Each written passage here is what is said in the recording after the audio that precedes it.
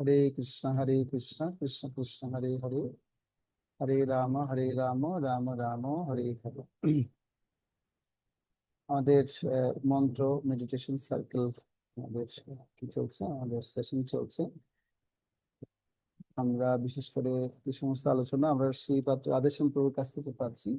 প্রভু আমাদের জন্য এই সমস্ত কোর্স আমাদের ডিজাইন করেছেন, এবং আমরা ভক্তরা যেহেতু বিভিন্ন রকম সমস্যা আমরা পড়ি, এই সমস্যাগুলোর কথা চিন্তা করে ভক্তরা বিভিন্ন প্রকারের প্রদর্শন আমাদের মাঝে উপস্থাপন করেছেন এবং গবেষণা করে এগুলো ভক্তদের আধ্যাত্মিক উন্নতির জন্য আমাদের নিয়ে আসছেন। আমি এখন একটা স্লাইড দেখাচ্ছি আপনাদেরকে, আশা করি আপনারা দেখতে পাচ্ছেন। এটা দেখা যাচ্ছে তো না? সবাই দেখতে পাচ্ছেন স্লাইডটা? কৃষ্ণপ্রভু, হ্যাঁ দেখা যাচ্ছে প্রভু। ওকে ওকে, ঠিক আছে। দেখা যাচ্ছে। তাহলে আমরা আজকে আমরা আলোচনা করব। আলোচনার টপিক হচ্ছে true Yogi is Yogi. one who can control senses according to his plans. তো এর অর্থ হচ্ছে যিনি প্রকৃত যোগী, তিনি তার পরিকল্পনা অনুযায়ী ইন্দ্রিয় সমূহ নিয়ন্ত্রণ করতে পারেন। এই কথার অর্থ কি? তো আমরা যারা এখানে ভগবত ভক্তি অনুশীলন করতে এসেছি, আমরা সবাই একটা একটা ছোটখাটো যোগী। কি যোগী? কেউ হচ্ছে আমরা যারা ভগবত ভক্তি অনুশীলন করছি তাদেরকে বলে ভক্তি যোগী। আমাদের কি বলা হয়? ভক্তি যোগী বলা হয়। ঠিক আছে। তো আমরা ভক্তি যোগীদেরও কিছু নিয়ম নিয়মতান্ত্রিক জীবন আছে, যে নিয়মতান্ত্রিক জীবন চললে আমরাও ভক্তি জীবনে সুন্দর থাকতে পারবো।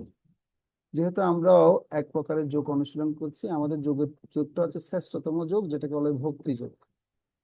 এবং গীতা, ভাগবত, চৈতন্য চরিতামৃত আপনি যেখানেই পড়বেন সেখানে ভক্তি যোগের মহিমা বিশেষ করে বৃহৎ ভাবে সেগুলো আলোচনা করা হয়েছে।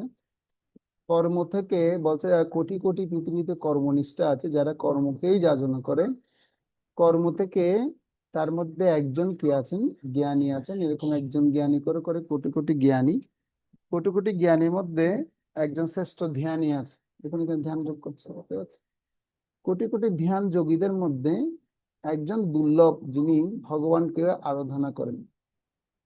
তো ভগবানকে অনেকে আরাধনা করলো, কোটি কোটি ভগবান আরাধনার মধ্যে একজন দুর্লভ কৃষ্ণ ভক্ত, কোটি যোগীর মধ্যে একজন মুক্ত। এই কোটি কোটি কৃষ্ণ ভক্তের মধ্যে, অনন্ত কোটি কৃষ্ণ ভক্তের মধ্যে সবাই যে আবার কৃষ্ণকে লাভ করবে তাও না।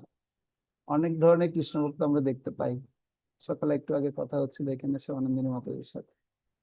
তো অনেক ধরনের কৃষ্ণ ভক্ত আছেন, যারা আবার কি করেন, অনেকে কন্টিমালা ধারণ করেও মাছ মাংস বিক্রি করে। তো এ ধরনের দেখা যায় কৃষ্ণ ভক্ত।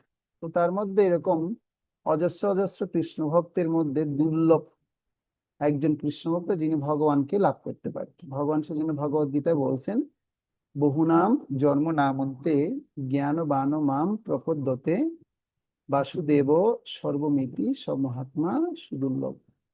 এরকম বহু বহু যোগীদের মধ্যে একজন দুর্লভ কৃষ্ণ ভক্ত, যিনি ভগবানকে লাভ করতে পারেন। তো এ হচ্ছে প্রসেস। তার মানে এটা কত কঠিন একটা প্রসেস।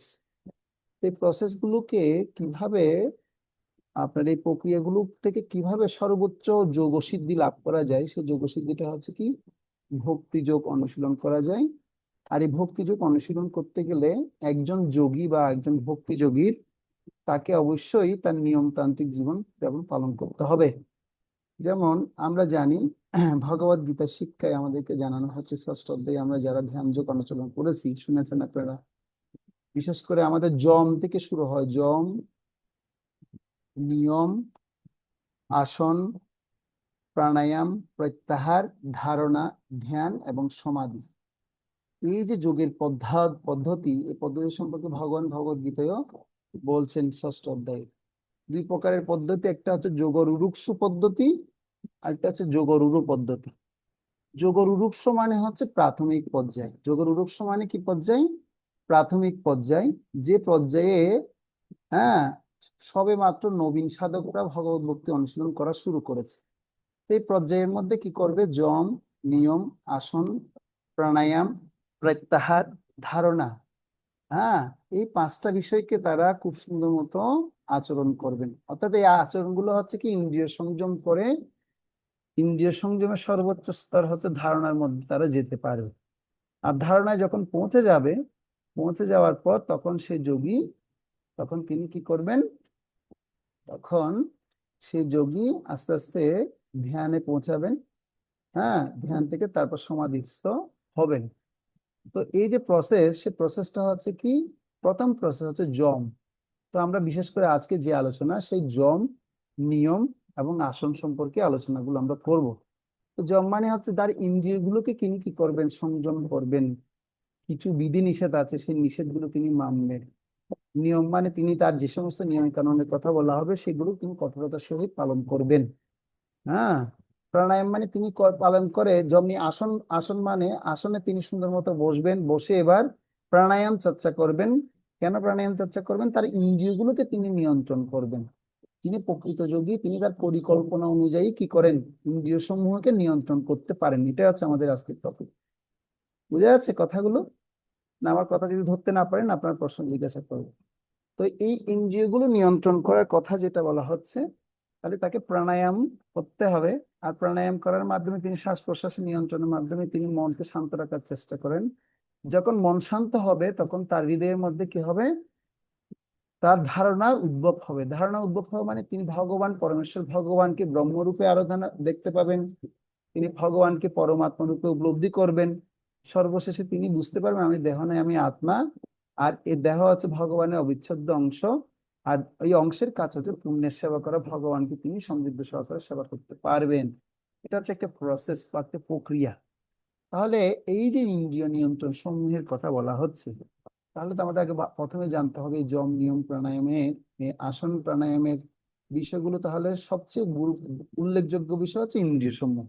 তাহলে ইন্দ্রিয় সমূহ কিভাবে আমি এখন নিয়ন্ত্রণ করব, ইন্দ্রিয় সমূহ গুলো কিভাবে আমাদেরকে কাজ করছে, এই বিষয়গুলো আমরা এখন আলোচনায় যাব। সেজন্য ভগবত গীতায় ভগবান শ্রীকৃষ্ণ ইন্দ্রিয় সম্পর্কে বলছেন। আপনারা দেখুন, দ্বিতীয় অধ্যায় 58 নম্বর শ্লোক। এই শ্লোকটা আগামী ক্লাসে সবাই আমরা শিখতে পারি এবং শিখবো। এটা কিন্তু আগামী ক্লাসে সবার থেকে পড়া নেওয়া হবে, ঠিক আছে? প্রত্যেককে কিন্তু এটা পড়াটা দেওয়া হচ্ছে। এই শ্লোকটা হচ্ছে দ্বিতীয় অধ্যায়ে 58 নম্বর শ্লোক। এই শ্লোকে ভগবান কি বলছে আমরা একটু পড়ি। যদা জং সংহরতে চায়ম কুর্মণ্য অঙ্গনিব অঙ্গানিব সর্বশ ইন্দ্রিয়া ইন্দ্রিয়ার্থে হস্তস্য প্রজ্ঞা প্রতিষ্ঠিতা। তো এই যে শ্লোক, এই শ্লোকে বিশেষ করে দুই ধরনের লোকের কথা বলা, দুই ধরনের লোক আছেন। একজন হচ্ছেন আপনার যিনি তার ইন্দ্রিয়গুলোকে নিয়ন্ত্রণ করেন, তাকে বলা হয়, কি বলা হয়, যে তার ইন্দ্রিয়ের দ্বারা নিয়ন্ত্রিত হয় তাকে বলা হয় গোদাস। আর যিনি ইন্দ্রিয়গুলোকে যিনি নিয়ন্ত্রণ করেন তাকে বলা হয় গোস্বামী। তো আমরা প্রভুপাদের তাৎপর্যটা পড়বো এবং অনুবাদটা পড়বো। তো আমি যা শুধু এই দুটো পয়েন্ট আপনাদেরকে কোট করে দিচ্ছি, কেননা এই শ্লোকে দুটো বিষয় খুব উল্লেখ করা হচ্ছে। একটা হচ্ছে গোদাস, আরেকটা হচ্ছে কি, গোস্বামী। গোদাস শব্দের অর্থ হচ্ছে যে তার ইন্দ্রিয়ের দ্বারা নিয়ন্ত্রিত হয়, যে তার ইন্দ্রিয়ের দ্বারা কি হয়, নিয়ন্ত্রিত হয়।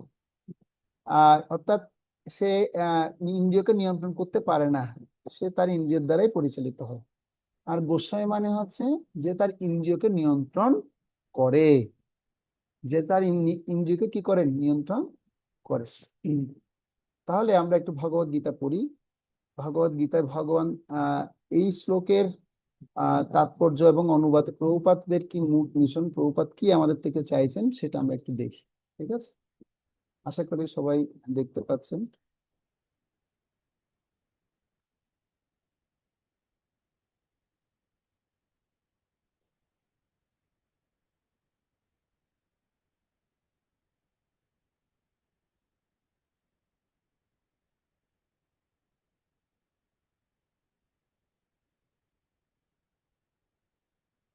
যাদের কাছে ভগবত গীতা আছে আপনারা দ্বিতীয় অধ্যায়ের 58 নম্বর শ্লোক খুলুন সবাই।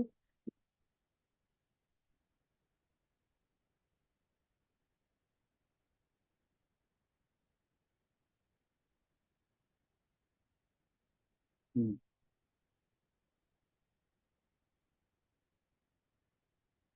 यदा संहरते चायं कुर्मनो অঙ্গানি ইহ ইহ সর্বশ ইন্দ্রিয়াণি ইন্দ্রিয়ার্থেভ্যো তস্য প্রজ্ঞা প্রতিষ্ঠিতা। প্রভুপাদ ভগবদ গীতার জ্ঞান বলছেন, গোদাস ইন্দ্রিয় সুখে বিচলিত সদা, গোস্বামী হয়েছে ধীর আত্মাতে সর্বদা।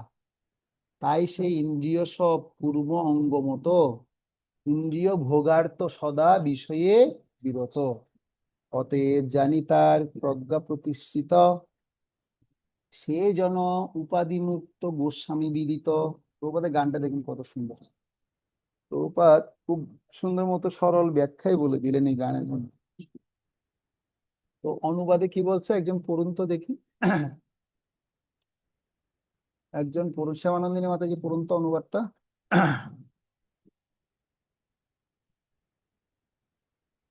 সাউন্ড অন করুন মাতাজি। শ্যামানন্দিনী মাতাজি পড়ুন অনুবাদটা পড়ুন। এই যে আমি এখানে দেখাচ্ছি স্লাইড থেকে দেখে দেখে পড়ুন। বাইরে যেতে হচ্ছে?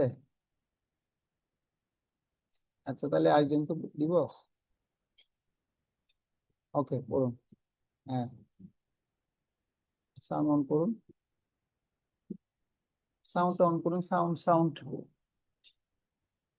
কৃষ্ণ, হরে কৃষ্ণ। কূর্ম যেমন তার অঙ্গসমূহ তার কঠিন বহিরাবরণের মধ্যে সংকুচিত করে, তেমনি যে ব্যক্তি তার ইন্দ্রিয়গুলোকে ইন্দ্রিয়ের বিষয় থেকে প্রত্যাহার করে নিতে পারেন, তার চেতনা চিন্ময় জ্ঞানে প্রতিষ্ঠিত। হরে কৃষ্ণ। তাহলে ভগবান তিনি কি বলতে চাইছেন? কুর্ম যেমন একটা কুর্মের উদাহরণ দিচ্ছে। কুর্ম মানে কচ্ছপ। কচ্ছপ যেমন তার অঙ্গসমূহ তার কঠিন বহিরাবরণের মধ্যে সংকুচিত করে, তেমনি যে ব্যক্তি তার ইন্দ্রিয়গুলিকে ইন্দ্রিয়ের বিষয় থেকে প্রত্যাহার করে নিতে পারে, তার চেতনা চিন্ময় জ্ঞানে প্রতিষ্ঠিত হয়। তাহলে আমরা বুঝতে পারছি যে যখন বিপদ আসে তখন কচ্ছপ কি করে নেয়? তিনি তার মাথা হাত পা গুটিয়ে নেয়। তো ভগবান আমাদেরকে বলছেন যে যোগীদেরকেও ঠিক এভাবে হতে হবে। যখনই ইন্দ্রিয়ের ভোগ্য বিষয় আসবে সাথে সাথে কি করতে হবে? ইন্দ্রিয়গুলোকে গুটিয়ে নিতে হবে। ইন্দ্রিয়গুলোকে লেলিয়ে নিলে যখনই দিবে লেলিয়ে দিবে তখনই সাথে সাথে বিপদ হয়ে যাবে। তো বলা হচ্ছে তেমনি যে ব্যক্তি তার ইন্দ্রিয়গুলোকে ইন্দ্রিয়ের বিষয় থেকে প্রত্যাহার করে নিতে পারেন, তার চেতনা চিন্ময় জ্ঞানে প্রতিষ্ঠিত। তারপর যে প্রভুপাদ কি বলছে আমরা একটু একটু পড়ি। আত্মতত্ত্বজ্ঞানী যোগী অথবা ভগবত ভক্তের লক্ষণ হচ্ছে তিনি তার ইচ্ছা অনুসারে তার ইন্দ্রিয়গুলোকে দমন করতে পারেন। অধিকাংশ মানুষই তাদের ইন্দ্রিয়ের দাসত্ব করে, অর্থাৎ তাদের ইন্দ্রিয়ের নির্দেশ অনুযায়ী পরিচালিত হয়। প্রকৃত যোগীকে এভাবে চিনতে পারা যায়। ইন্দ্রিয়গুলিকে বিষদ সর্পের সঙ্গে তুলনা করা হয়। সাধারণ অবস্থায় ইন্দ্রিয়গুলি স্বেচ্ছাচারী উচ্ছৃঙ্খল, কিন্তু সাপুড়ে যেমন সাপকে পোষ মানায়, যোগী বা ভগবত ভক্ত ঠিক তেমনি ভাবে তাদের ইন্দ্রিয়গুলিকে নিজের ইচ্ছা অনুসারে পরিচালিত করেন। তিনি তাদের কখনোই স্বাধীনভাবে কোনো কাজ করতে দেন না। শাস্ত্রে কর্তব্য অকর্তব্য বিধি নিষেধ সম্বন্ধে নানা রকম নির্দেশ দেওয়া আছে। এই সমস্ত বিধিনিষেধের নির্দেশগুলি আচরণ করার মাধ্যমে ইন্দ্রিয়গুলিকে সংযত না করতে পারলে ঐকান্তিক নিষ্ঠার সঙ্গে ভগবত ভক্তি সাধন করা যায় না। এই সম্বন্ধে এখানে খুব সুন্দরভাবে কুর্মের উদাহরণ দেয়া আছে। কুর্ম যে কোনো সময় তার হাত পা মাথা আদি অঙ্গগুলি তার খোলসের মধ্যে গুটিয়ে নিতে পারে, আবার প্রয়োজন হলে তাদের বার করে আনতে পারে। ঠিক তেমনি কৃষ্ণ ভাবনাময় ভগবত ভক্ত ভগবানের বিশেষ প্রয়োজনেই তার ইন্দ্রিয়গুলিকে প্রয়োগ করেন, আর অন্য সময় তাদের গুটিয়ে রাখেন। এভাবে ইন্দ্রিয় দমন করার মাধ্যমে একাগ্র চিত্তে ভগবানের সেবা করা যায়। অর্জুনকে এখানে সেভাবেই নির্দেশ দেওয়া হয়েছে, যাতে তিনি নিজের ইন্দ্রিয় তৃপ্তি সাধনের জন্য তার ইন্দ্রিয়গুলিকে কাজে না লাগিয়ে ভগবানের সেবায় তা নিয়োগ করেন। ভগবানের সেবায় কিভাবে সর্বদা ইন্দ্রিয়াদি নিয়োজিত রাখতে হয় কুর্মের দৃষ্টান্ত দিয়ে তা বোঝানো হয়েছে। কুর্মের মতো ইন্দ্রিয়গুলিকে নিয়ন্ত্রণ করা দরকার। তাহলে আমরা এবার আমাদের স্লাইডে ফিরে যাই। স্লাইড দেখা যাচ্ছে এখন? দেখা যাচ্ছে স্লাইড? হরে কৃষ্ণ। ওকে, তাহলে দেখুন, তাহলে আমরা দেখতে পাই প্রতিটি দেহের ইন্দ্রিয় সমূহ সর্বদা তাদের বিভিন্ন কার্য করার জন্য কি দেয়? আদেশ দেয়। ইন্দ্রিয় কি করবে? সবসময় বিভিন্ন কাজ করার জন্য আদেশ দিবে। ইন্দ্রিয় কখনো বসে থাকবে না। ও বসে থাকার মানুষ না, সে কোনো না কোনো ভাবে কি করবে? আপনাকে ডিস্টার্ব করবে, কোনো না কোনো কাজে সে ব্যস্ত লাগবে। কারো ইন্দ্রিয় বলে আমাকে মদের দোকানে নিয়ে যাও, আর সে অসহায়ভাবে সেখানে যাবে। এবং পরে আমরা যারা ভগবত ভক্ত আছি, আমরা দেখতে পাচ্ছি সে আসলে কষ্ট ভোগ করে। কিন্তু সে যে তম চেতনায় আছে, কিন্তু সে সেটাকে কষ্ট অনুভব করছে না। সে কি এটাকে কি মনে করছে? সুখ মনে করছে। এক পিয়াস পিয়েগা তো বহুত আচ্ছা হোগা। যদি এক গ্লাস আমি যদি পান করতে পারি, আমার জীবনের জন্য বিশাল একটা দিক। ঠিক আছে। হ্যাঁ। তো আমরা দেখতে পাই যে পাশ্চাত্য দেশগুলিতে এমন এমন কঠিন পরিস্থিতি। আমি একবার এক ভক্তের সাথে কথা বলছিলাম, উনি সিঙ্গাপুরে আগে একটা হোটেলে চাকরি করতেন। তো হোটেলে তিনি কি করতেন? রান্না করতেন। তো তখন তিনি ভগবত ভক্তি অনুশীলন করেননি। পরবর্তীতে ভগবত ভক্তি যুক্ত হয়েছে। বলছে, প্রভু, আমাদের এখানে জল দিয়ে রান্না হয় না। তা আমি বলছি, প্রভু কি দিয়ে রান্না হয়? বলছে, মদ, এরকম মদের জল, যেটা মদ দেখা যায়, সে মদ দিয়ে রান্না হয়। মদ দিয়ে আমরা রান্না করি। প্রভু কি রান্না করেন? বলছে, মদ দিয়ে মাংসকে ফ্রাই করা হয়, মদ দিয়ে ডিমকে ফ্রাই করা হয়। কি বলছেন প্রভু? বলছে, হ্যাঁ প্রভু, মদ দিয়ে স্যুপ বানানো হয়। সব মদেরই কারবার, কাজ কারবার সব।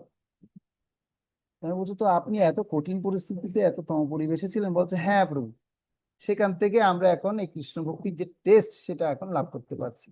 তার মানে আমাদের থেকেও বেসিক নলেজ কিন্তু তাদের অনেক বেশি, তারা সেটার উপলব্ধিটা তারা অনেক ভালো মতো করতে পারছে। তো আমরা স্বাভাবিকভাবে যারা ভগবত ভক্ত বা হরে কৃষ্ণ ভক্তরা, আমাদের সামনে যদি কেউ মদ খায়, বিড়ি সিগারেট খেলে, আমাদের কেমন পরিস্থিতি মনে হয়? কি জঘন্য কাজ না করছে এরা! তো সে সময়ের সাথে সাথে আমরা আমাদের ইন্দ্রিয়গুলোকে গুটিয়ে নেওয়ার জন্য কি করি? চেষ্টা করি। এগুলো একটু বাস্তব একটা উদাহরণের কথা আপনাদেরকে বলছি। কারো ইন্দ্রিয় বলে আমাকে মদের দোকানে নিয়ে যাও, আর সে অসহায়ভাবে সেখানে যায় এবং পরে কি ভোগ করে? কষ্ট ভোগ করে। তো এই কারণে ভগবান শ্রীকৃষ্ণ ভগবদ গীতায় ইন্দ্রিয়ের স্বভাব সম্পর্কে বলেছেন, কিভাবে ইন্দ্রিয় সমূহ পাঁচটি বিষয়ে কাজ করে।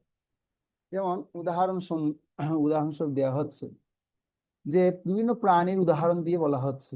মাছ কি করে? তিনি তার ইন্দ্রিয়ের প্রতি এত প্রলুব্ধ হয়ে গিয়ে তিনি তার বড়শির মধ্যে আটকা পড়ে। দেখেছেন মাছকে কিভাবে ধরতে দেখেছেন? মাছ কিন্তু এমন একটা প্রাণী, সর্বভুক প্রাণী বলা হয়। মাছকে কিন্তু সর্বভুক প্রাণী বলা হয়। তাকে যদি ভাত দিবেন, সে তাও খাবে। তাকে যদি আপনি সর্দি ধরেছে, আপনার নাকের নাকের যদি রস যদি সেখানে ফেলতে দেন, তাও সেটা খাবে। আর মল যদি পটি যদি ওখানে জলের মধ্যে ফেলে দেন, তাও সে খাবে। বুঝতে পারছেন? মাছ হচ্ছে কি? সর্বভুক প্রাণ। আর এই মাছ তার জিহ্বার জন্য সে কি করে? তার নিজের জীবনকে বিপন্ন করে। সে জিহ্বার জন্য সে স্বাদ আস্বাদন করতে গিয়ে বড়শিতে ধরা পড়ে, আটকা পড়ে, এবং সে তার লোভের বশবর্তী হয়ে, সে এই ইন্দ্রিয়ের বশবর্তী হয়ে সে নিজেকে নিজে ধ্বংস করে। ঠিক আছে। তারপর দেখবেন আপনারা আগুনের মধ্যে দেখবেন উড়ে এসে এসে পোকা, ঝিঝি পোকা, বিভিন্ন রকমের পোকা এসে নিজেদের জীবন নিজেরা ত্যাগ করে। কেন? তারা আগুন দেখলে বা কোনো আলো দেখলে সেটা তাদের জন্য রূপ রূপ মানে রূপ নামক ইন্দ্রিয়ের প্রতি এরা এত আকৃষ্ট হয়ে পড়ে। আর সে আকৃষ্ট হয়ে গিয়ে তারা সে আগুনের মধ্যে ঝাঁপ দিয়ে দিয়ে নিজের জীবন নিজে কি করে? নষ্ট করে। বুঝা যাচ্ছে? তাহলে দুটো উদাহরণ দিলাম। একটা হচ্ছে কি, মাছ কিসের দ্বারা আসক্ত হয়? জিহ্বা ইন্দ্রিয়ের দ্বারা আসক্ত হয়ে যায়। আর পতঙ্গ কি কি ইন্দ্রিয়ের দ্বারা আসক্ত হচ্ছে? চক্ষু ইন্দ্রিয়ের দ্বারা আসক্ত হয়ে পড়ছে। ইন্দ্রিয় অর্থাৎ রূপ। জিহ্বার আহ কি হচ্ছে আপনার বৈশিষ্ট্য হচ্ছে কি? আস্বাদ করা, আস্বাদন। হ্যাঁ। তো আর পতঙ্গ কি করছে? রূপের দ্বারা আকৃষ্ট হয়ে পুড়ে মরছে। হরিণ কি করছে? হরিণ সে তার কর্ণ ইন্দ্রিয় এত প্রবল, সে হরিণের সামনে যদি আপনি সুন্দর বাঁশুরি যদি বাজান, হরিণ আপনার কাছে এসে শুনবে, কান খাড়া করে শুনবে। আপনারা দেখেছেন কিনা জানি না। হরিণ কিন্তু সে কর্ণ দিক দিয়ে কিন্তু খুব শোনাতে খুব এক্সপার্ট। হরিণ তো শিকার হয় কিভাবে? তাকে সুমধুর কণ্ঠস্বরে যদি আকৃষ্ট হয়ে করা যায়, সে নিজে নিজে এসে আপনাকে ধরা দিবে। বুঝে যাচ্ছে? তো তার মানে আমরা এখানে তিনটে উদাহরণ পেলাম। আবার প্রথম থেকে বলি, মাছ তাহলে কিসের দ্বারা আসক্ত হচ্ছে? কোন ইন্দ্রিয়ের দ্বারা? জিহ্বা ইন্দ্রিয়ের দ্বারা। পতঙ্গ কোন ইন্দ্রিয়ের দ্বারা? কোন ইন্দ্রিয়ের দ্বারা? চক্ষু ইন্দ্রিয়ের দ্বারা বা রূপ। আর হরিণ কি করছে? হিরণ বা হরিণ সে তার কর্ণ ইন্দ্রিয়ের দ্বারা আসক্ত হয়ে পড়ছে। এবার হচ্ছে আমরা দেখতে পাচ্ছি যে আহ আমরা বর্তমানে কিভাবে কর্ণ ইন্দ্রিয়ের দ্বারা প্রভাবিত হচ্ছে। আমরা কি হচ্ছি? আমরা জড়জগতে বিভিন্ন গান এবং বিভিন্ন সাউন্ড গুলো আমাদের খুব প্রভাবিত করে। আমি যখন কলকাতায় পড়াশোনা করছিলাম তখন আমাদের যে ইউনিভার্সিটি ছিল সেটা হচ্ছে সংস্কৃত ইউনিভার্সিটি, কালচারাল ইউনিভার্সিটি। ওখানে সবসময় বিভিন্ন রকমের গান প্রোগ্রাম এগুলো সবসময় থাকতো। তো ওখানে আমরা সবসময় শুনতাম। তো মানে ওখানে ওই এমন একটা পরিবেশ, আপনি ঢুকলে ওখানে সঙ্গীত জগতে আপনি প্রবেশ করে যাবেন। ওখানে কত রকমের গান, কিছু কিছু গান আছে আপনার কাম উদ্দীপক গান, এমন গান গাইবে আপনি আর সেই জায়গায় স্থির থাকতে পারবেন না, আপনাকে মন বিচলিত করে দিবে, কাম উত্তেজনা বাড়িয়েই দিবে। তো এখন বর্তমানে ছেলেরা ইয়ারফোন বা হেডফোন, কত দামি দামি কত কিছু বের হচ্ছে, কর্ণ দিয়ে শুনছে, আজে বাজে গান শুনছে, আর ইন্দ্রিয়কে আর নিয়ন্ত্রণ করতে পারছে না, তার বিভিন্ন কার্যকলাপে জড়িয়ে পড়ছে। তো বিজ্ঞানীরা বলে এই ধরনের শব্দ তরঙ্গ খুব বেশি ভাবে খুবই কি হচ্ছে জড়িত, মানে সবাই এর প্রতি ধাবিত হচ্ছে এবং কাম উৎপন্ন করে মনকে উত্তেজিত করছে। ঠিক আছে? তো এটা একটা পন্থা, জড়জাগতিক গানের মাধ্যম দিয়ে কর্ণ ইন্দ্রিয়কে কি করা, সে ইন্দ্রিয় উপভোগে ব্যবহার করা। তো ভাগবতমে বর্ণনা করা আছে, শীর্ণতাম শকতা কৃষ্ণ পূর্ণ শ্রবণ কীর্তন হৃদয়ান্তস্য অবদ্রাণী বিদুনতি সুরীশ্বতাম। কেউ যদি ভগবান শ্রীকৃষ্ণের কথা পূর্ণ মনোযোগ দিয়ে যদি শ্রবণ করে তাহলে সে কি হবে? তাহলে তার হৃদয়কে শান্ত করতে পারবে। দেখবেন আমরা যখন ভগবানের লীলা কথা শুনি, ভগবানের কামোদ্দীপক লীলা কথা শুনলেও কিন্তু আমাদের হৃদয় কি হয়? আনন্দে ভরে ওঠে। কেন? কেননা হচ্ছে কি, এটা হচ্ছে দিব্য কথা দিব্য জ্ঞান। এই দিব্য কথা দিব্য জ্ঞান যত আমরা হৃদয়ের মধ্যে প্রবেশ করাবো তত মনটা শান্ত হবে। ঠিক আছে? তাহলে পক্ষান্তরে ভক্তিমূলক গান মনকে শান্ত করে এবং ইতিবাচক আচরণে প্রভাবিত করে। তাহলে আমরা কি দেখতে পাচ্ছি, কি শুনছি সেটা হচ্ছে খুবই গুরুত্বপূর্ণ। আপনার কর্ণ ইন্দ্রিয় দিয়ে কি শুনছেন সেটা হচ্ছে সবচেয়ে বেশি আকর্ষণীয় কথা। যেমন আমি যদি এখন আপনাদের এখান থেকে কাউকে যদি আমি এমন একটা কটু কথা বলে ফেললাম, তাহলে সে কটু কথার দ্বারা মন সাথে সাথে কি হবে? অস্থির হবে। হবে কি হবে না? হবে কি হবে না? অবশ্যই মনটা খুব সাথে সাথে অস্থির হয়ে যাবে।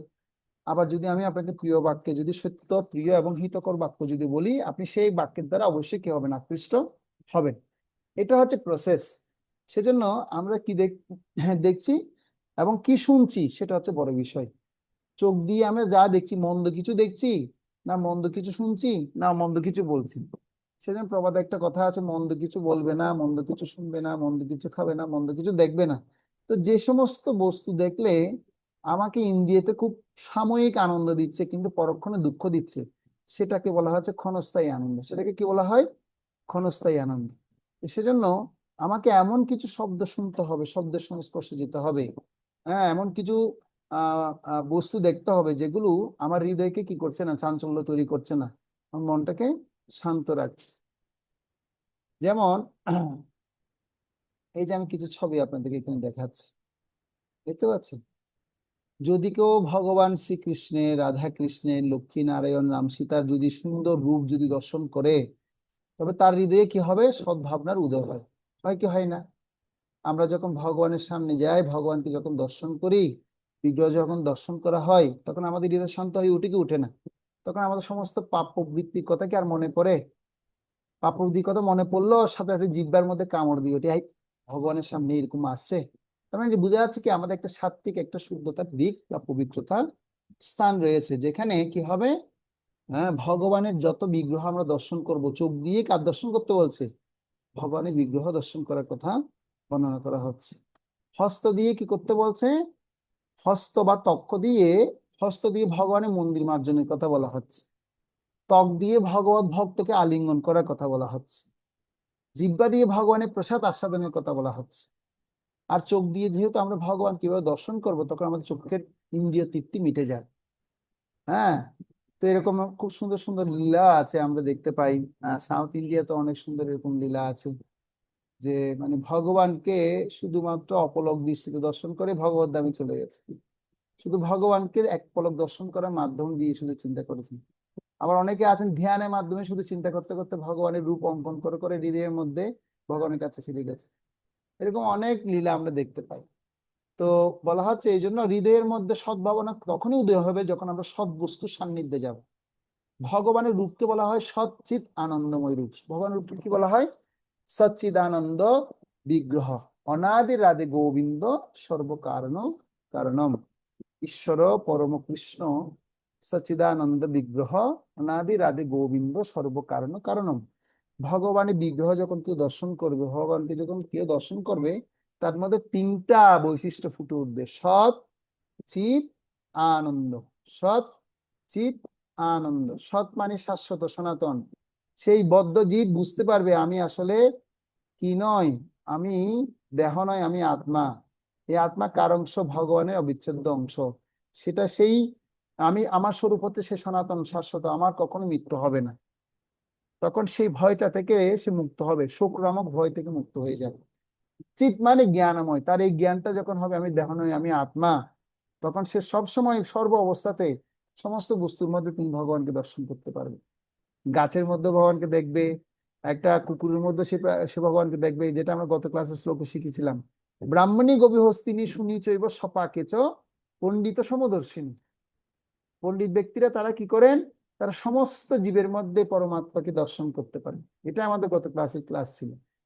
সমস্ত জীবের মধ্যে আপনি কি করতে পারেন? ভগবানকে দর্শন করতে সামর্থ্য হবেন। তো এই জন্য আমাদের প্রত্যেক ইন্দ্রিয়গুলোকে সজাগ রাখতে হবে। তো একইভাবে যদি আমরা জিহ্বা দিয়ে প্রসাদ আস্বাদন করি, তাহলে জিহ্বা দিয়ে প্রসাদ আস্বাদন করলে কি হবে? তখন চেতনা শুদ্ধ হবে। জিহ্বার লালসে যে ইতি উতি ধাই, শিষ্ণুদের পরায়ণে কৃষ্ণ নাহি পায়। উপদেশামৃতে শ্রী রূপ গোস্বামীর একটা শ্লোকে শিলা প্রভুপাদ তাৎপর্য ব্যাখ্যা করে বলছেন এই শ্লোকটা: জিহ্বার লালসে যে ইতি উতি ধাই, শিষ্ণ উদর পরায়ণ কৃষ্ণ নাহি পায়। কেউ যদি জিহ্বার লালসে যদি ইতি উতি ধাই, মানে এদিক সেদিক যদি শুধু খাওয়া দাওয়া নিয়ে শুধু চিন্তা করতে থাকে, তাহলে সেও কিন্তু কখনো কৃষ্ণকে প্রাপ্ত হতে পারবে না। আমাদের একজন পূজ্যপাদ শ্রীমৎ ভক্তি বিজয় ভাগবত মহারাজ বলেন, বলছে মানুষের জিহ্বাটা ঠিক কিসের মতো? মুখটা ড্রেনের মতো, ড্রেনের মতো। ড্রেন দেখেছেন আপনার? ড্রেন, ওর ড্রেনে যা দিবেন তা ঢুকে, সব দেয়, সব দিতে চায় মানুষ। সব ড্রেনের মতো হয়ে গেছে, সব নোংরা জল পায়খানা সব ভালো মন্দ সব ঢুকে। এই জন্য আমরা যারা ভগবত ভক্তি অনুসরণ করছি, আমাদের প্রত্যেকের প্রথম কাজ হচ্ছে জিহ্বাটাকে পরিশুদ্ধ করা, অর্থাৎ প্রসাদ আস্বাদন করা। এখানে প্রসাদ পান না কে কে আছেন দেখি? হাত তুলুন তো। প্রসাদ পাই না, প্রতিদিন প্রসাদ খেতে পারি না, আমিষ খেতে হয়, আছেন কেউ? থাকতে পারেন, হ্যাঁ একজন আছে। আমিও আছি। আপনিও আছেন? তাড়াতাড়ি শুরু করুন, যত তাড়াতাড়ি সম্ভব প্রসাদ আস্বাদন করতে হবে। কেন করতে হবে এর কথা এখন বলছি, শুনুন। প্রসাদ পাই না, এমনি নিরামিষ খাই, তাহলে কিন্তু তো এখন প্রসাদ পাই। নিবেদন করা করতে হবে, শিখিয়ে দিব আমি আপনাকে, ব্যক্তিগত ঠিক ফোন করে ঠিক শিখিয়ে দেবো। ওকে, ঠিক ঠিক আছে। ঠিক আছে। হরে কৃষ্ণ। তো আমাদের আরেকজন আছে, ও প্রচেষ্টা করছে, ওর প্রসাদ খুব ভালো লাগে, আমরা ওর জন্য প্রসাদ পাঠাবো। ঠিক আছে। তো আপনারা প্রার্থনা করেন যেন সবাই এখানে যারা ক্লাস করছে যেন সবাই প্রসাদ পেতে পারে মতো সুন্দর মতো। কেন পাবেন এই কথাগুলো আগে শুনি, তারপর পাবেন। তো এই জিহ্বা দিয়ে প্রসাদ আস্বাদন করলে কি হবে? হ্যাঁ, মানে আহার শুদ্ধি যত হবে তখন তার সত্তা শুদ্ধি হবে। কি হবে? আহার শুদ্ধি তো সত্তা শুদ্ধি। তো সত্তা যখন পবিত্র হবে তখন খাবারের তিন ধরনের কার্যপ্রণালী ঘটে। প্রথমে কি হবে দেখুন, আমরা যা খাবার খাই, এই খাবারগুলো মানে তিন ভাবে তিন জায়গায় কাজ করে। একটা হচ্ছে মলমূত্র রূপে অপসারিত হয়, যেটা কিডনি কি করে? রিফাইনিং করে করে ব্লাড তৈরি করে। কি করে? কিডনি, আমাদের যে কিডনির কাজ, আমি এদিন এবার ডাক্তারের কাছে গিয়ে বুঝতে পারলাম, আমাদের পেশেন্টকে কিডনি অপারেশন করতে গিয়ে বুঝতে পারলাম, আমি বলছি, স্যার কিডনিটার কাজ ঠিক, কিডনির কাজ হচ্ছে স্যার আপনারা যা খাওয়া দাওয়া করেন ওখান থেকে দূষিত খাবারগুলোকে নিয়ে সেখানে রিফাইনিং করা হয়, রিফাইন করা হয়, রিফাইন করে করে পবিত্র করে, মানে পবিত্র মানে কি, ভালো রক্তগুলোকে কি করেন? ব্লাড ব্লাড সেলের মধ্যে ঢুকিয়ে দেয়, আর সেই রক্তে পরিণত হবে। আর রক্তে পরিণত হওয়া থেকে তারপর কি হবে? সেই সেলগুলো আস্তে আস্তে মস্তিষ্কে যায়, আর মস্তিষ্কে গিয়ে খাবার শুদ্ধ হয়। এবং খাবার যখন শুদ্ধ হবে, শুদ্ধ চেতনা তৈরি হয়, যেটাকে বলা হয় ব্রেন টিস্যু। কি বলা হয়? Brain tissue. যার যত বেশি শুদ্ধ হবে, শুদ্ধ খাবার খাবে, তার পজিটিভিটি তত বেশি বাড়বে। আর যত বেশি যে অশুদ্ধ খাবার খাবে, তার নেগেটিভিটি তত বেশি বাড়ে। আর এই জগতে এখন মানুষ নেগেটিভিটি মানুষ বেশি। কেন বেশি? কারণ কেউ প্রসাদ কেউ খায়নি, ভগবানের নিবেদিত প্রসাদ কেউ খায়নি, বিদায় মানুষের হৃদয়ের মধ্যে শুধু নেগেটিভিটিটাই কি হয়, প্রবৃত্ত হয়। সেজন্য আহার শুদ্ধি তো চিত্তশুদ্ধি, চিত্তশুদ্ধি তো ধ্রুবা স্মৃতি। ধ্রুবা স্মৃতি মানে আপনি ভগবান কৃষ্ণকে স্মরণ করতে পারবেন, না হলে না। সেজন্য ভক্তরা উৎফুল্ল এবং আনন্দিত কেন থাকে? তারা প্রসাদ আস্বাদন করে বিদায়। কেউ যদি আনন্দিত এবং উৎফুল্ল থাকতে চায়, তাহলে তাকে সবসময় প্রসাদের জন্য চিন্তা করতে হবে, ভগবানকে নিবেদন করে বস্তু খেতে হবে। ভগবান যা পায় সেটা ভক্তকে খেতে হবে, তার ভক্তকে খেতে হবে। তো এই জন্য তাদের মধ্যে সমস্ত দিব্য গুণাবলীগুলো প্রকাশিত হয়। যশস্তি ভক্তি ভগবতী অকিঞ্চনা, সর্বেস্তত্ত্বে সমাসতে সুরা, হরাব ভক্তস্ত কুত মহৎ গুণা, মনোরথেন সতী ধাবত বহি। ভাগবতম শ্লোকে বলছে, কেউ যদি যশস্তি ভক্তি ভগবত ভক্তি যদি অনুশীলন করে, সর্বে গুণেস্তত্ত্ব সমাসতে সুরা, তার মধ্যে সমস্ত দৈব গুণ, সুরগুণ গুলো তার মধ্যে কি হবে, বিরাজ করবে। তার মধ্যে সমস্ত দৈব গুণ বিরাজ করবেন। এবং তিনি কি করবেন, হরাও ভক্তস্ত কুতু মহৎ গুণা, মনোরথেন সতী ধাবত বহি। তখন তিনি আর মানে অন্য দিক দিয়ে আর বিচলিত হবেন না, তার দিব্য গুণাবলীর দ্বারা তিনি বিভূষিত হয়ে তিনি পরম ভগবত ভক্তি সাধন করতে সম্পন্ন হবেন। তাহলে ভগবত ভক্তির দিব্য গুণ আসবে কোথা থেকে? একমাত্র শুদ্ধ আহার থেকে আসবে। ঠিক আছে? কেউ যদি মদ, মাংস, ধূমপান ইত্যাদি খাবার যদি গ্রহণ করে, তাহলে কি তার চেতনা প্রভাবিত হবে না? আপনারা কখনো মাতাল দেখেছেন? মাতাল, মাতাল কি করে? মাতাল কি করে? দেখুন, মাতাল মাতলামি করে। মাতলামি কত দেখেছেন আপনারা? ঢুলতে দেখেছেন? ঢুলতে আমি তো অনেক প্রমাণ অনেক দেখেছি। দেখেছি দেখেছি। হ্যাঁ, তার মানে তার মদের দ্বারা সে নেশা আসক্ত হয়ে সে কি করে, মাতলামি করে। ঢোলে হ্যাঁ, মাতলামি শুরু করে। মাতলামি শুরু করে। হিরোইন যারা খায়, গাঁজা যারা খায়, তাদের পরিস্থিতি কেমন হয় দেখেছেন আপনারা? তার মানে বোঝা যাচ্ছে যে এই যে মাংস, মদ, ধূমপান ইত্যাদি খাবার আমাদের চেতনাকে কি করে, প্রভাবিত করে। ঠিক তেমনি দেখবেন আপনারা, যারা জাগতিক হোটেল ব্যবসায়ীরা যারা আছে, যেখানে আমরা হোটেলে গিয়ে গিয়ে খাই, ঠিক আছে, তো হোটেল ব্যবসায়ীদের যে চেতনায় তারা যেটা রান্না করবে, সে চেতনায় তো আমার হৃদয়ের মধ্যে ঘটবে নাকি না? বলুন আপনারা। আমরা তো অনেক সময় হরে কৃষ্ণ ভক্তরা বিভিন্ন গিয়ে হোটেল টোটেলে গিয়ে টপ টপ করে খেয়ে ফেলি। এটা কিন্তু উচিত না। কেন উচিত না? দেখুন, হোটেলেও ব্যবসায়ী এবং শোষিত মনোভাবে রান্না করা হয়, ফলে সে চেতনা খাবারের মাধ্যমে কি হয়, প্রভাবিত হয়। খুব সাবধান। আমাদের চেতনা কাদের দ্বারা প্রভাবিত হবে? যে রান্না করছে, রান্নাকারীর চেতনার অনুসারে আমার খাবার কি হয়, প্রভাব বিস্তার করে। হ্যাঁ, গীতা মাতাজি বলুন। হ্যাঁ, হরে কৃষ্ণ প্রভু। তো এই মানে মায়াপুরে গিয়ে যে আমরা বাইরে রেস্টুরেন্টে খাই, তো তাও বাধ্য হয়ে যাবে? হ্যাঁ, সাবধান ভক্তবৃন্দ, সাবধান। কোন ভক্ত কি এখন 16 মালা শুনেছি। জপ করে রান্না করছে কিনা, যে আবার ওখানে ভক্তি অনুশীলন করতে গিয়ে আবার সে 4টা নিয়ম ব্রেক করে আবার রান্না বান্না করছে কিনা। মায়াপুরে তো অনেক হোটেলের কথা আমি এমনও জানি, যেখানে আপনার কি মানে আপনার হোটেলগুলো ব্যান করা হয়েছে ইসকন থেকে, তথাপি ওরা চালায়। একজন শুনতাম সিগারেট খেয়ে খেয়ে রান্না করতো, আর ভক্তরা সব দীক্ষিত ভক্তরা সেখানে গিয়ে খেত। তো পরবর্তীতে ধরা খেয়েছে, ধরা খাওয়ার পর তাকে পানিশমেন্ট দেওয়ার পরও সে এখনো হোটেল ব্যবসা চালায়। তো এগুলো থেকে খুব সাবধান। বুঝতে পারলেন? এই জন্য আমাদেরকে বিচার বিবেচনা করেই খেতে হবে। মন্দিরে গেলে সবসময় মন্দিরের ভিতরে ভিতরেই প্রসাদ পাওয়াটা দরকার। আর পরীক্ষা নিরীক্ষা করে প্রসাদ পেলে ভালো। মায়াপুরে যান, বৃন্দাবনে যান, নবদ্বীপে যেখানে যান না কেন, কিন্তু একটা বিষয় হচ্ছে, স্থান কাল পাত্র অনুসারে আপনাকে আচার আচরণ করতে হবে। সেজন্য প্রত্যেক ভক্তকে সতর্ক থাকতে হবে, যতটুকু পারা যায় বাইরের খাবারকে বর্জন করার জন্য। আর যদি নিজে যতটুকু পারা যায় রান্না করে খেতে পারলে সবচেয়ে বেটার হয়, তাহলে চেতনাটা, নিজের চেতনার সুরক্ষা নিজেকে রাখতে পারা যায়। তো যাই হোক, এখানে আমি যে বিষয়টা আলোচনা করছি, কি ঘটছে সেটার কথা বলছি আপনাদেরকে মিলে।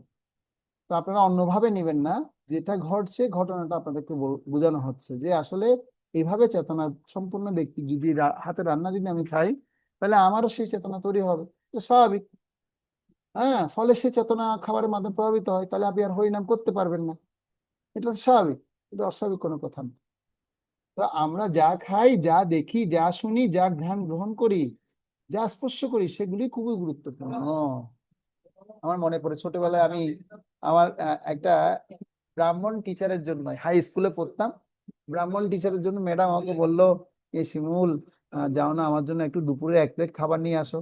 তা আমরা যে হোটেল থেকে সমুরা কি বলে সিঙ্গারা সমোসা খেতে যেতাম, তো সেখান থেকে এখন আমি কি করতে যাব, এক 1 প্লেট খাবার। আমি বললাম, কি ম্যাম কি আনবো? বলছে, আমি তো নিরামিষ আছি, তুমি আমার জন্য শুধু শাক ডাল নিয়ে আসিও। নিরামিষ আসি কিন্তু কি নিয়ে আসি, ও শাক ডাল নিয়ে আসি।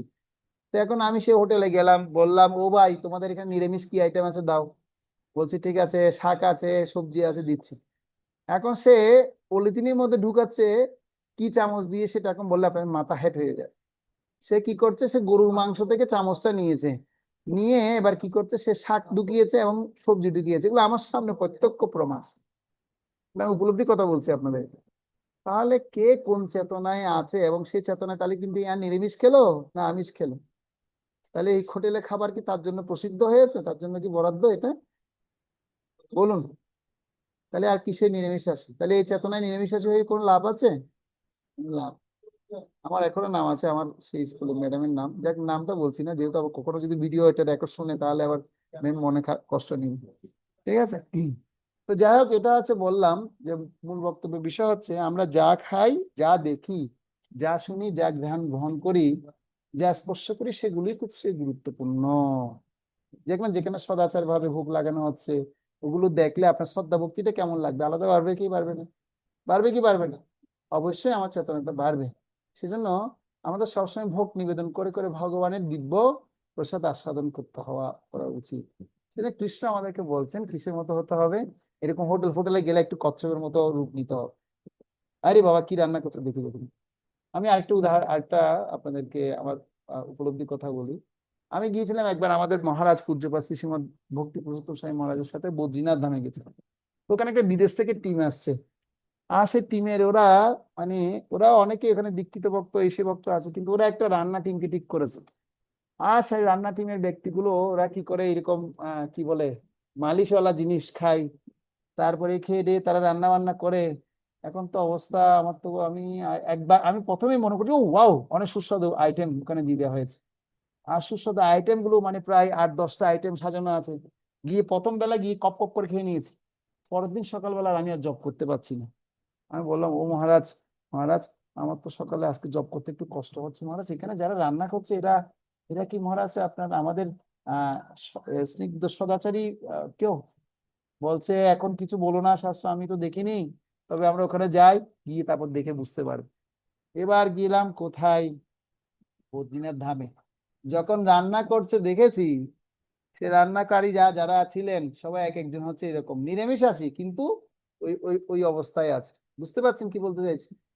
হ্যাঁ, যারা কি খায় খায় খনি খায়, বা এই ধরনের আচার আচরণ, না কোনো জব করছে না কিছু করছে।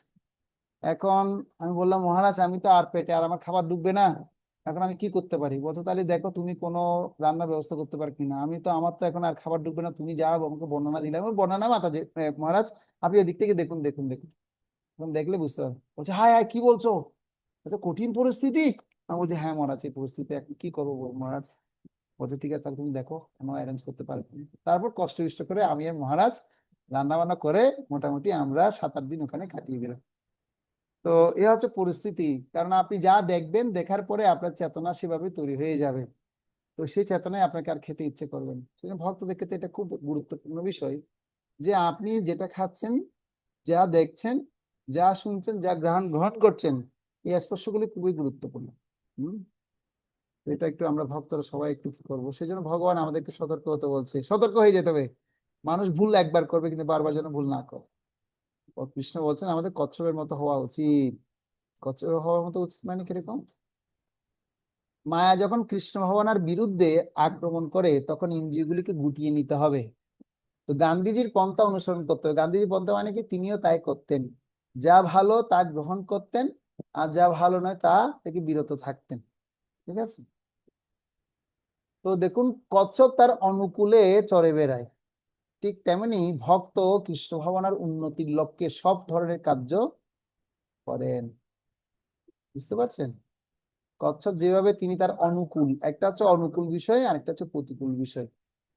কোনটা আমার জন্য নেগেটিভ হচ্ছে পজিটিভ না, সেই জায়গায় আমাকে খুব সাবধানে কি করতে হবে, অনুকূলস্য গ্রহণম প্রতিকূলস্য বর্জনম।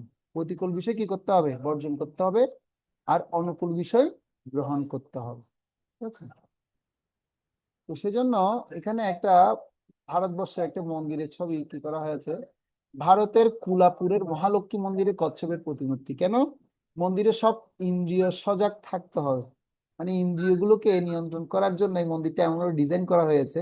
আপনি মন্দিরে প্রবেশ করতে হলে কি করতে হবে, আপনার ইন্দ্রিয়কে সজাগ রেখেই কি করতে হবে, মানে যোগে যদি উন্নতি হতে চান তাহলে ইন্দ্রিয়কে কি করতে হবে, অবশ্যই আপনাকে নিয়ন্ত্রণ করতে হবে। বিভিন্ন মন্দিরও আমাদেরকে কি করছে, সিম্বলিক বিষয়গুলো দিয়ে মাধ্যমে শেখাচ্ছে। আমি এরকম সাউথ ইন্ডিয়াতে একটা দুইটা মন্দিরে গিয়েছিলাম, যেখানে কচ্ছপের কি দেখেছি এরকম সিম্বল আছে, যেগুলো হচ্ছে কি আমাদের শুদ্ধ চেতনার প্রতীক। শুদ্ধ চেতনাকে রাখতে গেলে ইন্দ্রিয়গুলোকে সবসময় নিয়ন্ত্রণ রাখতে হবে, এই বিষয়টা শিক্ষা দেয় বেশিরভাগ। হুম। যেমন আপনি ইন্দ্রিয়গুলোকে এদিক সেদিক ভাবে চলাফেরা না করে, এখানে ছেলে মেয়েদের কথা বলা আছে, মেয়ে ছেলেদের কথা বলা আছে।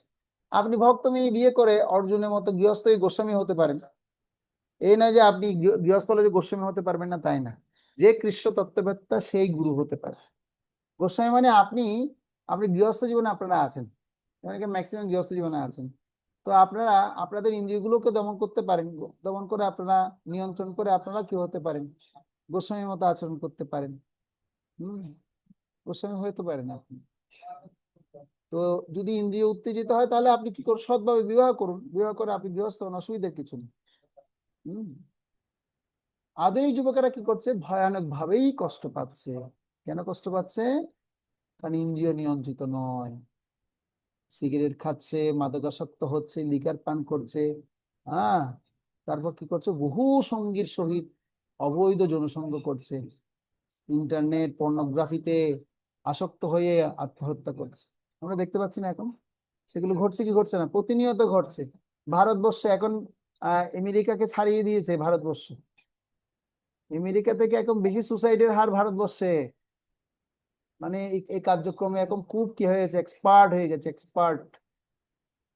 তো তার একটা প্রমাণ, প্র্যাকটিক্যাল প্রমাণের কথা আমি আপনাদেরকে বলি। আপনাদের কলকাতার মধ্যে এলিট পার্ক আছে না, ময়দানের পাশে এলিট পার্ক। ও, একবার আমি আমার স্কলারশিপের পরীক্ষা টাকা নেওয়ার জন্য আমি আমার স্কলারশিপ প্রতিষ্ঠানে গিয়েছিলাম, আইসিসিআর প্রতিষ্ঠান, আইসিসিআর রবীন্দ্রনাথ ঠাকুর সেন্টারের ওখানে। ওখানে পাশে ওই পার্ক আছে, এই পার্কের কথা আমাদেরকে হিজ গ্রেস অনঙ্গমোহন প্রভু লেকচারে শুনিয়েছিলেন। বলছিলেন আপনারা যদি কখনো কোথায় যান, কলকাতা যান, এলিট পার্কে কখনো ঢুকবেন না। তো তখন বুঝতে পারিনি, তখন এই কথাটা মনেও ছিল না। আর দুমের আমি যখন ওখানে স্কলারশিপে জন্য টাকার জন্য অপেক্ষা করছিলাম, ওরা বলছে আপনি স্যার একটু বসুন, আধ ঘন্টা টাইম লাগবে। তখন আমাদের লাঞ্চের টাইম হয়ে গেছে। ওখানে আমি লাঞ্চের প্রসাদের জন্য কোথায় ঢুকলাম, ওই এলিট পার্কে ঢুকলাম। আর এলিট পার্কে 2 পা এগিয়ে গেছে আর 5 পা পিছিয়ে চলে আসছি। কেমন পরিস্থিতি চলছে। তখন আমি কৃষ্ণের কাছে ধন্যবাদ জ্ঞাপন করছি যে আসলে তোমার জ্ঞানটা পাওয়ার ফলে আমার ইন্দ্রিয়কে কিভাবে নিয়ন্ত্রণ করতে হবে তার প্রসেসটার একটু হলো নমুনা আমি পেয়েছি। তা 5 পা পিছিয়ে এসে আমি বলছি হায় রে বাবা, এটাই হচ্ছে এলিট পার্ক। তো এলিট পার্ক মানে হচ্ছে ওখানে সবসময় অবৈধ কার্যকলাপ গুলো হয়, ছেলে মেয়েদের খুব মানে আজে বাজে অবস্থা। তো বিশেষ করে যারা কলকাতায় আছে খুব সাবধানে তাদের চলাফেরা করা উচিত।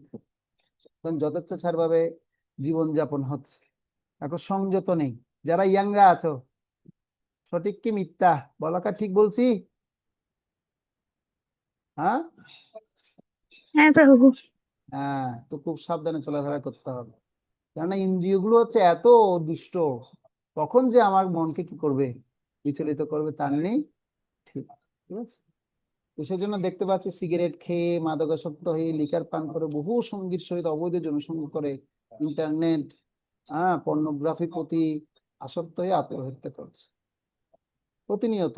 আজকে পত্রপত্রিকায় কত ধরনের নিউজ পাচ্ছি, ছোট্ট একটা 3 বছরের মেয়েকে কিভাবে কি করছে, কারণ মন ঠিক নেই, ইন্দ্রিয় ঠিক নেই। হ্যাঁ, তো মানব দেহ পেয়ে পশুর মতো আচরণ করছেন তারা। এদেরকে বলা হয় গোদাস। তাহলে গোদাসটা বুঝে গেল, যে ইন্দ্রিয়কে অপব্যবহার করে, নিয়ন্ত্রণ করতে যে পারে না, তাকে বলা হয় গোদাস। হুম। তো মানুষ যে আমরা মনুষ্য দেহ প্রাপ্ত হয়েছি, গোদাস। হ্যাঁ, এই মনুষ্য দেহ যারা আমরা প্রাপ্ত হয়েছি, এই মানুষের একটা বৈশিষ্ট্য আছে।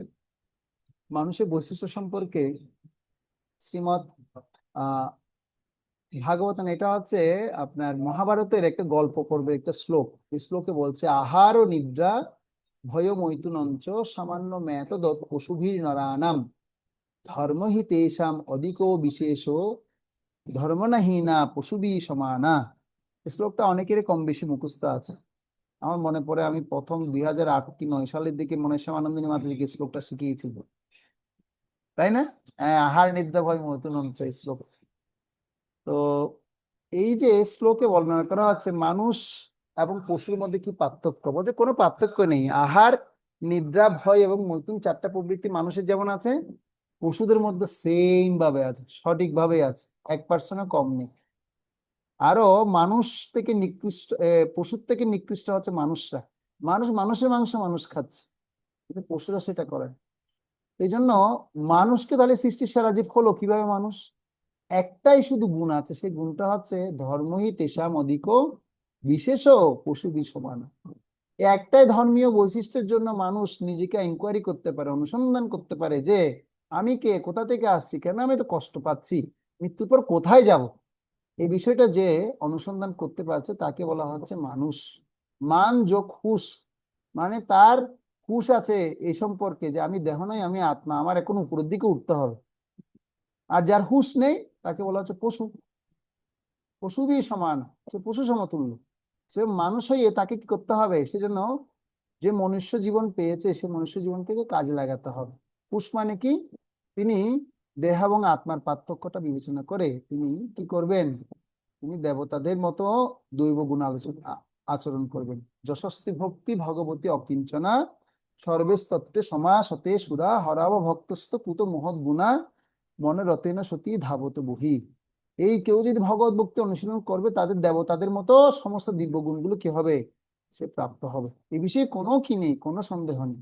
সেজন্য প্রত্যেক ভক্তের উচিত হচ্ছে কি করা, মানুষ হিসেবে তার দেবতাদের মতো আচার আচরণগুলো অনুশীলন করা দরকার। হ্যাঁ, ঋষিদের মতো সাধুদের মতো আচরণ অনুসরণ করতে হবে। না হলে পশুর মতো হলে তার জীবনটা কি হবে, বিপন্ন হয়ে যাবে। আবার এই জড়জগতে কোনো একটা যোনি ভ্রমণ করতে হবে। হ্যাঁ, যোনি ভ্রমণ করে সে আবার কত জন্মের পর মনুষ্য জন্ম পাবে তার নাই ঠিক। বহু নাম জন্ম নাম অন্তে, বহু জন্ম চলে যাবে তার। আর এই মনুষ্য দেহ পেয়েও যে একবারে সে ভগবানকে ভক্তি করতে পারবে তাই না। কিন্তু আমরা যারা এখানে উপস্থিত আছি, যারা ক্লাস করছি, আমাদের ধরে নিতে হবে না, এটা একদম ভগবান গ্যারান্টি করে দিয়েছেন। আমরা বহু বহু জন্ম জন্ম ধরে কখনো কুকুর, কখনো শুকুর, এরকম 84 লক্ষ যোনি পার করে এসে এই ভগবত ভক্তির সন্ধানটা পেয়েছি, সুযোগটা পেয়েছি। তার মধ্যে আমরা কর্মী ছিলাম, জ্ঞানী ছিলাম, ধ্যানী ছিলাম। এই ভগবত ভক্তি যেটা সুযোগটা পেয়েছি, এই সুযোগটা যেন আর কেউ হাতছাড়া না করি। সেই জন্য আমাদের প্রত্যেককেই এইরকম ভগবত ভক্তির অনুশীলনটা আমাদের প্রত্যেককে বাড়াতে হবে। আর অনুশীলন করতে হবে কিভাবে, সেজন্য ইন্দ্রিয়গুলোকে সংযত করতে হবে। কিভাবে ইন্দ্রিয়কে সংযত করব, দেখুন প্রভুপাদ কি বলছেন, প্রভুপাদ বলছেন ইন্দ্রিয় সমূহ বিষধর সর্পের মতো। কিসের মতো? বিষধর সর্প। বিষধর সর্প দেখেছেন কখনো? সাপের নাচ কেউ দেখেছেন আপনারা? সাপ খেলা খেলতে দেখেছেন? ওই বিন বাজায়, বিন বাজাবে আর হাত নাড়বে, হাত নেড়ে সামনের দিকে নিবে, আবার পিছনে নিয়ে চলে আসবে, যখন ছোবল দিবে সাথে সাথে পিছন দিকে চলে আসবে। দেখেছেন আপনারা? আমরা ছোটবেলায় গ্রামে দেখতে পেতাম। হ্যাঁ, একবার এক সাপ উড়ে আসছে আমাদের গ্রামের সব সাপকে নির্মূল করবে বলে। আর সে কি করেছে, এরকম বিন একটা নিয়ে আসছে আর একটা গ্লাসের মধ্যে জল বসিয়েছে, আর জল বসিয়ে জলের মধ্যে মন্ত্র ঠুকছে। আর দেখছি এদিক সেদিক থেকে আমাদের বাড়ির পিছন দিকে দেখি 8-10টা সাপ এসে ঘিচ ঘিচ করে সেই গ্লাসটাকে সে কি করছে, প্রদক্ষিণ করছে। তখন আমি চিন্তা করলাম, আরে বাবা, এর তো দেখি অনেক বিশাল শক্তি। পরে আমি বুঝতে পারলাম যে আসলে এর বিশাল শক্তিটা হচ্ছে মন্ত্রের মধ্যে সব শক্তি কি হয়ে আছে, লুকিয়ে আছে। তো বলছে বিন বাজিয়ে যেভাবে ইন্দ্রিয় সমূহ বিষধর সর্পের মতো, সাপ উড়ে যেমন বিন বাজিয়ে বিষধর সর্পকে কি করেন, বশীভূত করে, ঠিক তেমনি আমাদেরও পরিণাম রূপ বিন বাজিয়ে অসংযত ইন্দ্রিয়কে সংযত করতে হবে এবং ইন্দ্রিয় সমূহ ভগবানের সেবায় নিযুক্ত করতে হবে। আমি যখন চট্টগ্রাম বিশ্ববিদ্যালয়ে আমাদের এখানে পড়াশোনা করতে যেতাম, আমাদের ট্রেন চেপে অনেক দূরে যেতে হতো। তো যখন আমি ট্রেনে আমাদের এখান থেকে 10 কি 12 কিলোমিটার মতো আমাদের যেতে হতো। তো আমাদের ট্রেনের ব্যবস্থা আছে, যেটা এখন চট্টগ্রাম আমাদের বিশ্ববিদ্যালয়ের ভিতরে ঢুকে। তো আমরা যখন যেতাম তখন ওখানে যে টাইমটাতে যেতাম, প্রচুর রেস্টুরেন্টে ভিড়ভাড় হতো, যেরকম আপনাদের শিয়ালদা লোকাল যেরকম, আপনার কি বনগা শিয়ালদার লোকাল যেরকম হয়, বনগা শিয়ালদার লোকালের মতো অবস্থা হয়ে যেত। আর মেয়ে ছেলে সব একসাথে একদম মানে জিপাচিপি। আমি বলছি হায় হায়, আমি এখন কোন পরিস্থিতি, বলছি কৃষ্ণ তুমি রক্ষা করো। তখন আমি কি করতাম, হাতের মধ্যে জপমালাটা ঢুকিয়ে দিয়ে শুধু হরে কৃষ্ণ মহামন্ত্র জপ করতাম। হরে কৃষ্ণ কৃষ্ণ কৃষ্ণ হরে হরে, হরে রাম রাম রাম হরে হরে, মহামন্ত্র জপ করতাম। আর সে জপ করতে করতে 4-5 মালা জপ করতে করতে দেখি আমরা ইউনিভার্সিটি পৌঁছে যেতাম। আমি বললাম, কৃষ্ণ ধন্যবাদ। আর অন্যদিক দিয়ে মন আর কি করতো না, আর ডিস্টার্ব করতাম না। এটা আমার প্র্যাকটিক্যাল একটা জীবন অভিজ্ঞতা বললাম। এখানে প্রভুপাদ সে কথাই বলছেন। হ্যাঁ, তেমনি আমাদেরও হরিনাম রূপ বীণ বাজিয়ে অসংযত ইন্দ্রিয়কে সংযত করতে হবে, এবং ইন্দ্রিয় সমূহ ভগবানের সেবায় নিযুক্ত করতে হবে। সেজন্য আমাদের মন যখন খুব উত্তেজিত হয়, তো আমাদের এই উত্তেজিত মনকে সবসময় ভগবানের কোনো না কোনো সেবায় ব্যস্ত রাখতে হবে। ভগবানের সেবায় ব্যস্ত রাখতে হবে, যারা পড়াশোনা করছে পড়াশোনার সেবায় ব্যস্ত রাখতে হবে। যদি বিশ্রাম দেন, তাহলে সাথে সাথেই কি করবে আপনাকে, সে দুষ্ট একটা কোনো কিছু করার জন্য আপনাকে অনুপ্রেরণা দিবে। হয়তো কোনো পলিটিক্সের সাথে জড়িয়ে জড়িয়ে যাবেন, হয়তো আপনার মানে কোনো মার্কেটিং বা এই সমস্ত কিছুতে খুব বেশি সময় দিবেন, মনোযোগ দিবেন, হয়তো সাজসজ্জা রূপচর্চার জন্য সময় দিবেন।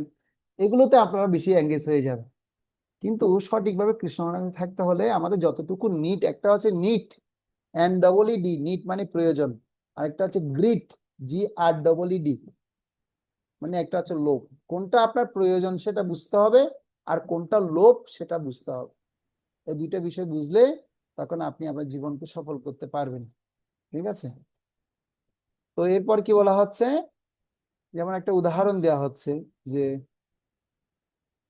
কোম্পানি আপনাকে গাড়ি দিলেন, তিনি আপনার থেকে কি প্রত্যাশা করবেন?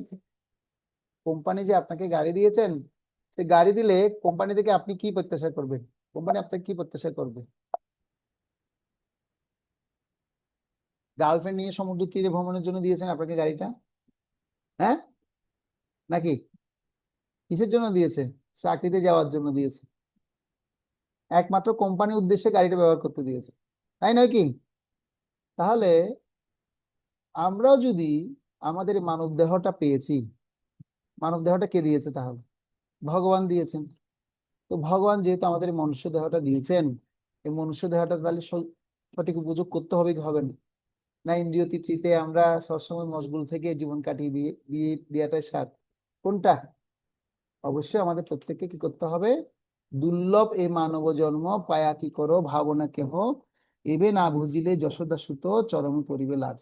এই যে মহাত্মাদের দেখতে পাচ্ছেন, তাদের জীবনটাকে তারা এক একজন সব বড় বড় স্কলার, সব এগুলো হচ্ছে জিবিসির মেম্বার আমাদের ইসকনের।